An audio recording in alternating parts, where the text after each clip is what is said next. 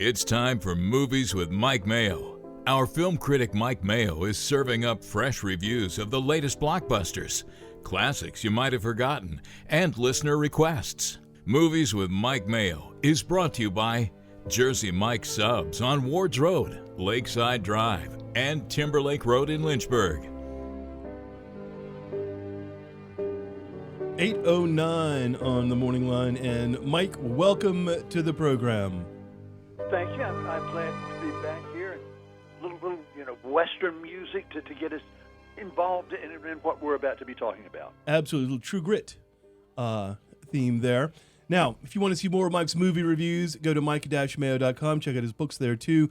And if you have a movie that you would like Mike to review, just text it over to us, 846-TALK, 846-8255, and we will put it in the hopper there, and Mike will review it on a soon-to-come future show, and that is what we have today, as we had a request for Mike to review Gunfight at the OK Corral. This is the, I guess, sort of original one from the 1950s, and let's play part of a scene here. I've edited a little bit for time, but here we are, because it beats the heck out of the trailer, I'll just say that.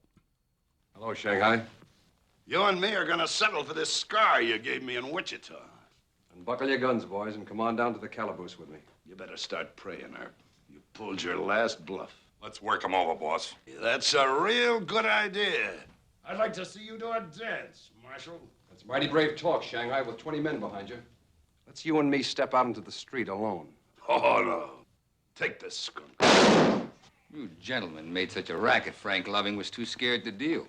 You busted my winning streak. All right, so Mike, what do we have going on here? Okay, that was Burt Lancaster, of course, as Wyatt Earp, and Shanghai is one of the bad guys. And this scene is happening out in the street. Shanghai and his cowboys have just come into Tombstone to rub. I mean, I think they're in Dodge City at this point. Yes, they are just shooting the town up, and they threaten Wyatt, who is unarmed, and when all the shooting comes on, then Doc Holliday, played by Kirk Douglas, comes out and defends Wyatt. And what's different, a little bit different about this version of the story, is that it's really kind of an origin story, because it really begins with Wyatt Earp and Doc Holliday meeting for the first time. A lot of versions of this story, they are already friends by the time the story starts. Now, this was made in '56, and it was not the first version. It had been done a couple of times before, most famously by John Ford in '46 with My Darling Clementine, which has Henry Fonda and Victor Mature as Earp and Doc. And the real Wyatt Earp had been kind of a technical advisor on that film. He knew Ford. He had been out at Hollywood after his professional career was over. And that's part of the reason that we keep telling this story over and over again. It became very popular in the early 1930s when, what's the guy's name who wrote the book? I can't see it. He wrote a book called Wyatt Earp, Frontier Marshal, that was a big bestseller, and it was also serialized in the Saturday Evening Post. So everybody knew the story of Wyatt Earp, the lawman, and Doc Holliday, the tubercular gambler, and this kind of opposites thing really struck a chord with people. In this telling of it, it is really just kind of an archetypal 50s Western. First off, it begins with a Frankie Lane theme song.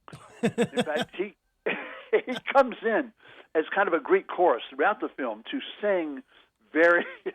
What? Yes, he does. And he sings about what is happening then. Then they rode to Tombstone. It's really kind of funny. But at the time, Frankie Lane did, the theme song for all the big Western movies. That's why he was brought in for Blazing Saddles, too.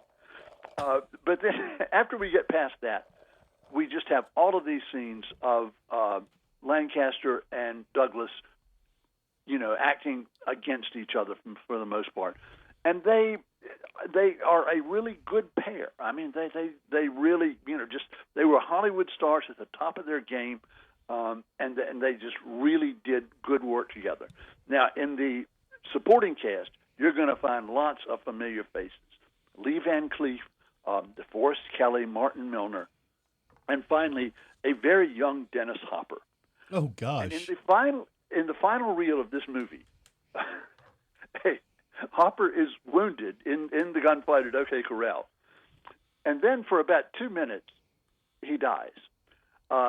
He staggers through several sets, breaking every piece of glass that he comes in contact with, and destroying furniture, everything else. I mean, it's really kind of amazing. And it's just, there are moments when Kirk Douglas dials it up to 11, but he has nothing on Dennis Hopper. He just kind of goes nuts on this part. And it is almost worth the price of a ticket right there. So, Mike, let me ask you, though, does DeForest Kelley then get over to him and say, he's dead, Jim? No. So he was, of course, was Bones on Star Trek. Yes, and Dr. McCoy. God, we're dating ourselves, aren't we? I know. Half of our listeners are saying, what are these guys talking about? But anyway, the real problem with this movie, though, is it is really long-winded. It just goes on. Scenes that really aren't that important seem to go on for a long time. It was written by novelist Leon Uris, and it just really doesn't have the kind of the pace that it needs to have. The director, John Sturges, was so dissatisfied with it eventually that he, a few years later, in 1967, took another crack at the story called Hour of the Gun. And this one had James Garner and Jason Robards Jr. as Earp and Holiday. And then back in the 90s, there was kind of the war where two productions were going on at the same time. The movie Wyatt Earp, that was the simple title, with Kevin Costner and Dennis Quaid. That came out in 94, but before then was far and away the best version of the story ever told, and I think one of the great Westerns, which is Kurt Russell's Tombstone. Just a terrific movie. And, of course, now I think with the recent death of Val Kilmer, everybody just recognizes that his Doc Holliday is just one of these great performances, I really think, in all Westerns. Would you say that his Doc Holliday was better than his Batman? Yes, I would. And that's a real easy thing to say. Yes. Because he doesn't have his face covered up. I mean, But he Batman really... is mostly... Go ahead. No, Batman is mostly being a chin, right? I mean, you got to have the chin, and he was okay as Batman, but that was really, I thought, one of the lesser movies. Oh, absolutely. But Tombstone, and I've watched this, every year or so because I just enjoy it so much. Such a lively movie, does everything so well. And just there's so much good stuff in it, particularly Val Kilmer. I mean, that's why you just see clips of him everywhere these days because he is so good in that. No, he really is. I mean, I haven't seen every movie Val Kilmer has made, but I can't imagine that he was better at anything than he was as Doc Holliday in Tombstone. And Kurt Russell, I think awfully good too. And I'm not a huge fan, but this, as you say, it's just a great movie and great performances. And Russell, I mean, I think we've talked about this before here. Russell actually kind of directed most of that movie. There had been a very troubled production. One director had been fired, another one brought in, and George Cosmatos was the second one. And until Cosmatos died, Russell never said anything about it, but he was really kind of the driving creative force behind that movie the whole time. And I was really surprised to learn how troubled it had been because the final result is just, so terrific, so enjoyable. You'd never know that there was so much trouble going on behind the camera. So what happened other than the director dying? Because it is really a terrific movie. I wouldn't have thought they had too much problem. Well, the first director was fired. Excuse me. Just a few weeks into the production. Then Cosmatos, a good journeyman director, was brought in to finish it. And years later, after he died, is when Russell finally, told the truth. He did not want to step on Cosmatos at all, and he was doing all of this work uncredited.